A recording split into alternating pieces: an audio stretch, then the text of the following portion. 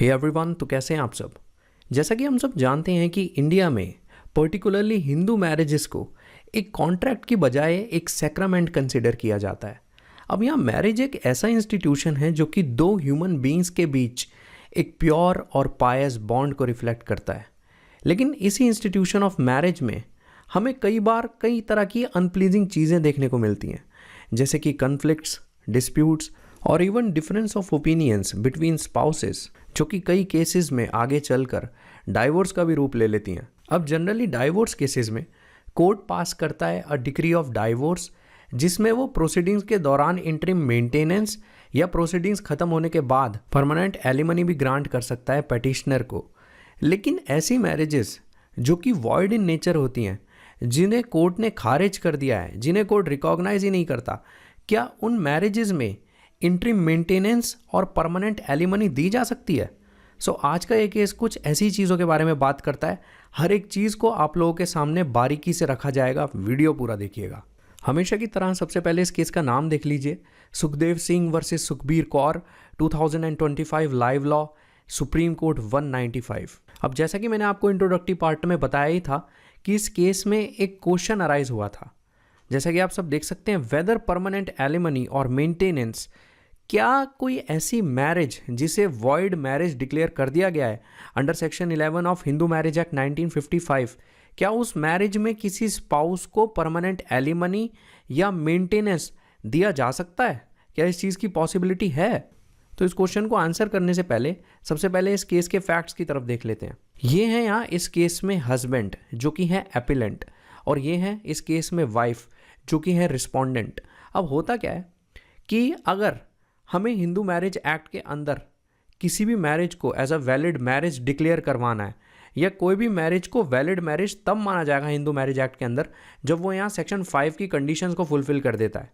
लेकिन यहाँ सेक्शन 5 की कुछ कंडीशंस फुलफिल नहीं हुई इस हस्बैंड और वाइफ के बीच, तभी सेक्शन 11 के अंडर इनकी मैरिज को डिक्लेयर कर दिया गया एज अ वॉइड मैरिज। और जब ये मैरिज वॉइड मैरिज डिक्लेयर हो जाती है, तब यहाँ क्वेश्चन आता है कि जो एलिमनी है या जो मेंटेनेंस है, या फॉर दैट मैटर जो इंटरिम मेंटेनेंस है जो कि प्रोसीडिंग के दौरान दिया जा सकता है स्पाउस को, क्या वो सही में दिया जा सकता है? क्योंकि यहाँ तो मैरिज वॉइड डिक्लेयर हो गई है। अब जैसा कि मैंने आपको बताया था कि हस्बैंड और वाइफ के बीच, यानी एपिलेंट और रिस्पोंडेंट के बीच जो मैरिज हुई थी उसे वॉइड डिक्लेयर कर दिया गया।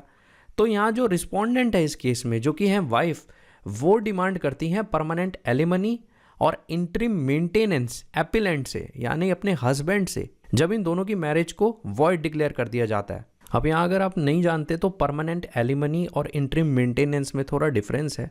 देखिए, परमानेंट एलिमनी एक तरह का आप फाइनेंशियल सपोर्ट कह सकते हैं लेमैन्स लैंग्वेज में, जो कि दिया जाता है कोर्ट द्वारा किसी भी स्पाउस को, वो वाइफ हो सकती है या हस्बैंड हो सकता है, जब यहाँ डाइवोर्स हो गया हो, उसके बाद ये चीज़ ग्रांट की जाती है।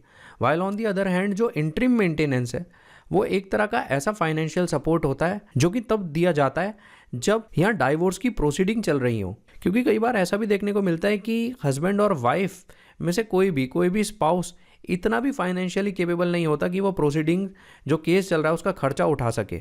इसलिए यहाँ कोर्ट कई केसेस में इंटरिम मेंटेनेंस भी अवॉर्ड कर देती है उस पर्सन को जिसे इसकी ज़रूरत होती है। खैर, इनसे जुड़े जो रिस्पेक्टिव सेक्शंस हैं उनको हम आगे डिस्कस करेंगे। लेकिन जब वाइफ जो कि रिस्पोंडेंट है वो डिमांड करती है परमानेंट एलिमनी और इंटरिम मेंटेनेंस अपने हस्बैंड से, तो हस्बैंड जो कि इस केस में एपिलेंट है, वो यहाँ अपनी कंटेंशन रखते हुए ये कहते हैं कि जो हिंदू मैरिज एक्ट का सेक्शन 25 है, उस सेक्शन 25 में जो डिक्री वर्ड यूज़ हुआ है वो इंक्लूड नहीं करता एक ऐसी डिक्री को जो डिक्री यहाँ किसी भी मैरिज को वॉइड डिक्लेयर कर दे। एपिलेंट यहाँ ये चीज़ भी कहते हैं कि वॉइड मैरिजेस ऐसी मैरिजेस होती हैं जो कि नॉन एग्जिस्टेंट होती हैं, जिनका कोई अस्तित्व ही नहीं होता। इसीलिए यहाँ पर कोई भी स्पाउस दूसरे स्पाउस से सेक्शन 25 के अंदर बेनिफिट को क्लेम नहीं कर सकता। अब सेक्शन 25 यहाँ बात करता है परमानेंट एलिमनी के बारे में। सो इन अ नटशेल, हस्बैंड का जो कंटेंशन है वो सिंपली ये कहता है कि सेक्शन 25 के अंडर जो डिक्री वर्ड है, वो डिक्री या किसी भी मैरिज को वॉइड तो डिक्लेयर नहीं कर सकती, और तो और यहाँ जो वॉइड मैरिजेस होती हैं वो नॉन एग्जिस्टेंट होती हैं, जिसके चलते यहाँ जो स्पाउस है वो परमानेंट एलिमनी भी नहीं मांग सकता। सो जैसा कि आपने फैक्ट्स में डिफरेंट सेक्शंस को देखा, जैसे कि सेक्शन 11, सेक्शन 24, और आप आगे भी देखेंगे जैसे कि सेक्शन 5 और सेक्शन 25। सो अब इस केस से जुड़े ये रिस्पेक्टिव सेक्शंस क्या कहते हैं, इस चीज़ के बारे में भी बात कर लेते हैं। आप देख सकते हैं सेक्शन 11 वॉइड मैरिजेस के बारे में बात करता है। सेक्शन 11 सिंपली ये कहता है कि जो भी मैरिज हिंदू मैरिज एक्ट आने के बाद हुई है उसको नल एंड वॉइड डिक्लेयर किया जा सकता है एक पिटीशन प्रेजेंट करके।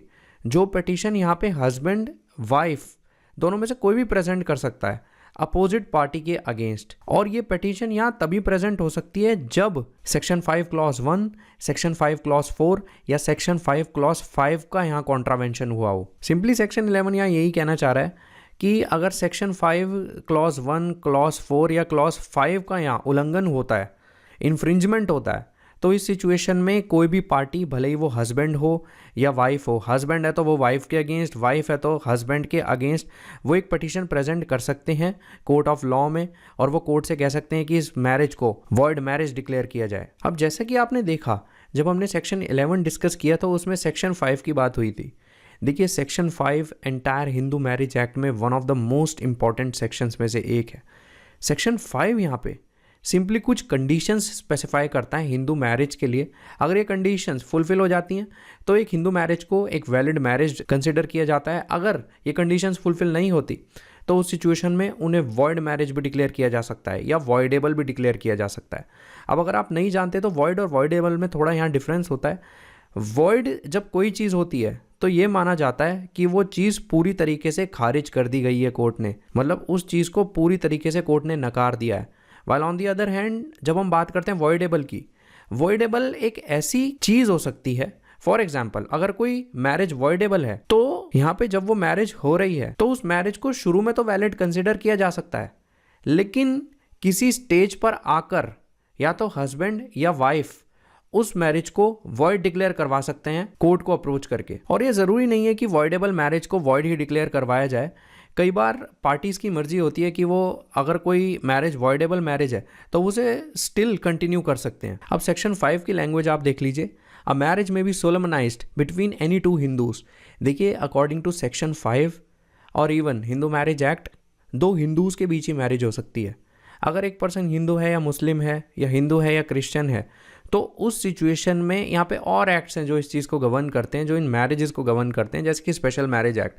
अब ध्यान देने वाली चीज़ यहाँ ये भी है कि हिंदूज़ में जैन, बौद्ध, सिख्स भी इंक्लूडेड हैं, तो उन्हें भी हिंदू ही कंसिडर किया जाएगा। अब सेक्शन 5 सिंपली ये कहता है कि दो हिंदूज़ के बीच मैरिज को तभी एक सक्सेसफुल मैरिज माना जाएगा जब नीचे दी गई कंडीशंस यहाँ फुलफिल होंगी, जो कि हैं सबसे पहले neither party has a spouse living at the time of marriage.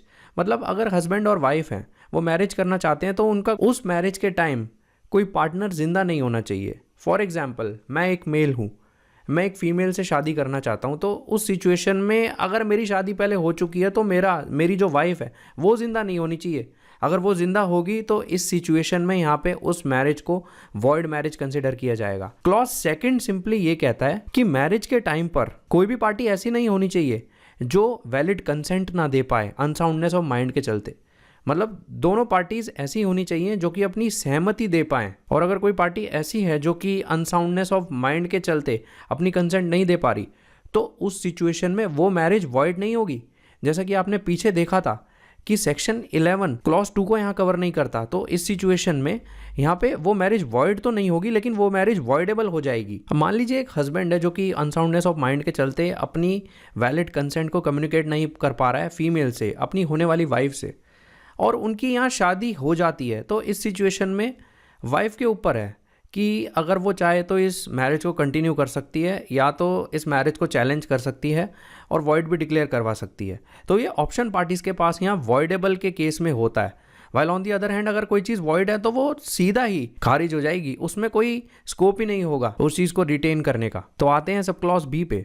Sub clause B ये कहता है कि कोई भी पार्टी ऐसी नहीं होनी चाहिए जिसने वैलिड कंसेंट तो दे दी है लेकिन वो किसी मेंटल डिसऑर्डर से ग्रस्त है, और वो मेंटल डिसऑर्डर इस तरीके का है या कुछ इस एक्सटेंट का है जिसकी वजह से वो पर्सन जिसे ये मेंटल डिसऑर्डर है वो मैरिज के लिए यहाँ फिट नहीं है या बच्चे पैदा करने के लिए फिट नहीं है। तो अगर कोई एक पर्सन है जिसने अपनी कंसेंट कम्युनिकेट कर भी दी है, वैलिड कंसेंट उसने सहमति अपनी दे भी दी है, लेकिन उसे कुछ इस तरीके का मेंटल डिसऑर्डर है जिसकी वजह से या तो वो बच्चे पैदा नहीं कर सकता, चाइल्ड प्रोक्रिएट नहीं कर सकता, या वो मैरिज के लिए अनफिट है। तो इस सिचुएशन में भी उस मैरिज को वॉइडेबल मैरिज ही कंसिडर किया जाएगा। सब क्लॉज सी ये कहता है कि कोई भी पार्टी ऐसी नहीं होनी चाहिए जिसे इंसैनिटी के अटैक्स आते हों।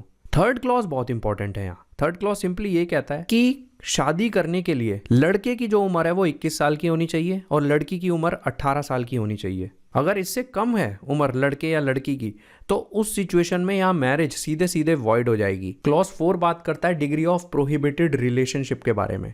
अब यहाँ पे प्रोहिबिटेड रिलेशनशिप कुछ ऐसे रिश्ते होते हैं जिनमें शादी करना यहाँ हिंदू मैरिज एक्ट में मना है। फॉर एग्जाम्पल, मैं अपनी बहन से शादी नहीं कर सकता, मैं अपनी कज़न से शादी नहीं कर सकता। लेकिन यहाँ पे इस चीज़ का एक काइंड ऑफ एक्सेप्शन भी दे रखा है।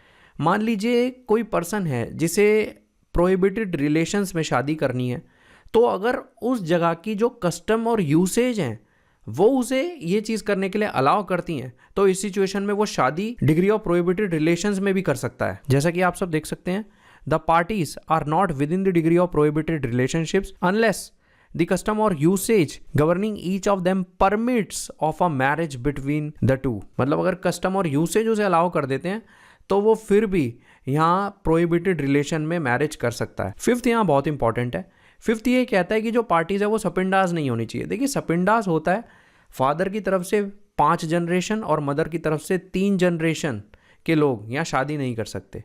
लेकिन यहाँ वही बात आ जाती है, इसका भी वही एक्सेप्शन है कि अगर कस्टम और यूसेज अलाउ कर देते हैं तो वो मैरिज भी हो सकती है। सो अभी तक हमने सेक्शन 11 जो कि बात करता है वॉइड मैरिजेस के बारे में और सेक्शन 5 जो कि कुछ कंडीशंस स्पेसिफाई करता है for a valid Hindu marriage, उनको डिस्कस किया। अब इस केस से जुड़े सबसे इंपॉर्टेंट 2 सेक्शंस के बारे में भी बात कर लेते हैं जो कि सेक्शन 24 और 25 हैं of the Hindu marriage act. Section 24 बात करता है इंटरिम मेंटेनेंस के बारे में, while on the other hand section 25 बात करता है परमानेंट एलिमनी के बारे में। एक नटशेल में मैं अगर आपको बताऊं तो सेक्शन 24 उस तरीके के मेंटेनेंस के बारे में बात करता है जो मेंटेनेंस यहाँ पर पेटिशनर को दिया जाएगा प्रोसीडिंग के दौरान। मतलब प्रोसीडिंग से जुड़े जो भी खर्चे हैं, केस से जुड़े जो भी खर्चे हैं, उनको उठाने के लिए जो फाइनेंशियल सपोर्ट दिया जाता है यहाँ पेटिशनर को कोर्ट के द्वारा, जो कि रिस्पोंडेंट देता है पेटिशनर को, उसको इंटरिम मेंटेनेंस कहते हैं, जिसे गवर्न करता है सेक्शन 24। आप देख सकते हैं maintenance pendente lite. Pendente lite का मतलब होता है जब कोई सूट या प्रोसीडिंग पेंडिंग हो। वेयर एक्ट की लैंग्वेज आप एक बार देख लीजिए, where in any proceeding under this act. अगर इस एक्ट के अंदर कोई भी ऐसी प्रोसीडिंग है जिसमें कोर्ट को ये लगता है कि या तो वाइफ या हस्बैंड, कोई भी हो सकते हैं, वो इतने भी सक्षम नहीं है, इतने भी फाइनेंशियली स्टेबल नहीं है, या उनकी कोई ऐसी इंडिपेंडेंट इनकम नहीं है उन्हें सपोर्ट करने के लिए और प्रोसीडिंग्स के जो एक्सपेंसेस हैं उन्हें बियर करने के लिए, जो नेसेसरी एक्सपेंसेस है प्रोसीडिंग्स के उन्हें बियर करने के लिए, तो ऐसा हस्बैंड या ऐसी वाइफ एप्लीकेशन डाल सकती हैं कोर्ट में। फिर यहाँ कोर्ट क्या करेगा, कोर्ट रिस्पोंडेंट को ऑर्डर करेगा कि रिस्पोंडेंट पेटिशनर को फाइनेंशियल सपोर्ट दे प्रोसीडिंग्स के एक्सपेंस उठाने के लिए, जो कि रिस्पोंडेंट मंथली देगा पेटिशनर को। अब यहाँ एक बहुत इंपॉर्टेंट चीज़ निकल कर आती है कि जब कोर्ट ग्रांट करता है interim maintenance to the petitioner, जब कोर्ट रिस्पोंडेंट को ये कहता है कि भाई रिस्पोंडेंट आप पेटिशनर को इंटरिम मेंटेनेंस दो प्रोसीडिंग के खर्चे उठाने के लिए, तो यहाँ कोर्ट ये चीज़ ऐसे ही नहीं कर देगा। कोर्ट कई सारी चीज़ें देखता है, जैसे कि पेटिशनर की क्या इनकम है और रिस्पोंडेंट की क्या इनकम है। मतलब यहाँ जो इंटरिम मेंटेनेंस दिया जा रहा है पेटिशनर को, वो ऐसा भी नहीं होना चाहिए कि रिस्पोंडेंट के ऊपर ज़्यादा बर्डन आ जाए। अनरीजनेबल मेंटेनेंस यहाँ नहीं होना चाहिए, इसलिए कोर्ट कई सारे और भी फैक्टर्स देखता है। अब इस सेक्शन का प्रोविजो भी नीचे दे रखा है। प्रोविजो सिंपली यही कहता है कि जो एप्लीकेशन की बात हमने ऊपर की थी, उस एप्लीकेशन को कोर्ट 60 दिन के अंदर, 60 डेज़ के अंदर डिस्पोज करेगा, और ये 60 डेज़ कैलकुलेट होंगे उस दिन से जब यहाँ पे वाइफ और हस्बैंड को नोटिस भेजा जाएगा। फॉर एग्जांपल, एक हस्बैंड है, वो फाइनेंशियली स्टेबल नहीं है, वो चाहता है कि उसकी वाइफ उसे मेंटेन करे। वाइफ यहाँ पे नौकरी करती है, वाइफ की अच्छी खासी जॉब है, तो इस सिचुएशन में जब वो नोटिस वाइफ को सर्व होगा तो 60 दिन के अंदर यहाँ पर कोर्ट उस एप्लीकेशन को, जो एप्लीकेशन सेक्शन 24 में लगाई गई है, उसे 60 दिन के अंदर डिस्पोज ऑफ करेगा। ये बहुत इंपॉर्टेंट चीज़ है। अब सेक्शन 24 के बाद one of the most important section 25 आता है, जो कि बात करता है परमानेंट एलिमनी एंड मेंटेनेंस के बारे में। देखिए, नट शेल में सेक्शन 25 ये कहता है कि अगर कोई कोर्ट है जिसके पास जुरिस्डिक्शन है इस एक्ट में, वो कोर्ट डिक्री पास करते समय या उसके बाद एक ऐसी एप्लीकेशन के बेसिस पर, जो एप्लीकेशन या तो हस्बैंड ने या वाइफ ने लगाई है, उस सिचुएशन में वो कोर्ट जिसके पास जुरिस्डिक्शन है वो रिस्पोंडेंट को ऑर्डर कर सकता है कि भाई रिस्पोंडेंट आप एप्लीकेंट को यहाँ मेंटेनेंस दे, जो कि रिस्पोंडेंट यहाँ ग्रॉस में दे सकता है, पूरी तरीके से दे सकता है, मंथली दे सकता है, या पीरियोडिकल सम भी दे सकता है, पीरियोडिकल बेसिस पर भी दे सकता है। और जब यहाँ कोर्ट रिस्पोंडेंट को कहेगा कि वो एप्लीकेंट को मेंटेनेंस दे, तो ये मेंटेनेंस यहाँ पर लाइफ के लिए होगा, जैसे कि आप सब देख सकते हैं, for a term not exceeding the life of the applicant. अब फिर वही बात आ जाती है कि मेंटेनेंस तो ग्रांट कर दिया कोर्ट ने, लेकिन यहाँ पर कोर्ट ये चीज़ ऐसे ही नहीं कर देगा।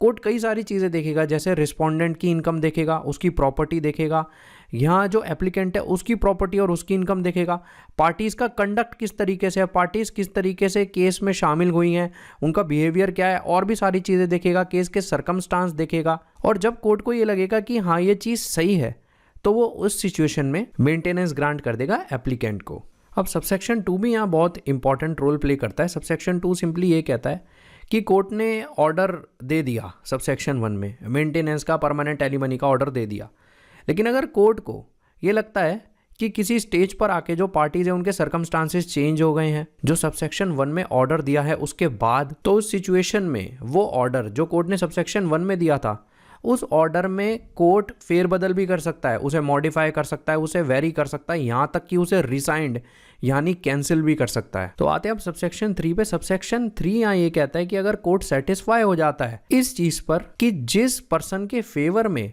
उस कोर्ट ने सबसेक्शन 1 में ऑर्डर पास किया था मेंटेनेंस का या परमानेंट एलिमनी का, वो पर्सन, वो पार्टी अगर यहाँ मैरिड हो जाती है, या तो वो पार्टी अगर एक वाइफ है तो वो किसी ऐसी एक्टिविटी जो कि सेक्सुअल एक्टिविटी है उसमें इन्वॉल्व है जो कि अनयूजुअल है, जैसे कि आप यहाँ देख रहे हैं, she has not remained chest. इसका मतलब होता है कि ऐसी सेक्सुअल एक्टिविटी जो कि किसी रिलेशनशिप के बाहर जाकर की हो। और अगर यहाँ पे वो पार्टी जिसके फेवर में कोर्ट ने सबसेक्शन 1 में ऑर्डर पास किया है परमानेंट एलिमनी या मेंटेनेंस का, वो अगर एक हस्बैंड है जिसने सेक्सुअल इंटरकोर्स कमिट किया है एक ऐसी वुमन के साथ जो वुमन या उस हस्बैंड की वाइफ नहीं है, तो इस सिचुएशन में कोर्ट के पास ये पावर है कि वो ऑर्डर में वेरिफिकेशन, मॉडिफिकेशन या रिसाइंड भी कर सकता है, उसको कैंसिल भी कर सकता है। सो अभी तक हमने इस केस के फैक्ट्स देखे, इस केस में जो क्वेश्चन अराइज हुआ वो देखा, और तो और यहाँ पे हमने जो कंसर्न सेक्शंस थे इस केस से रिलेटेड वो भी देख लिए। तो अब आते हैं एक बहुत ही इंपॉर्टेंट चीज़ पे।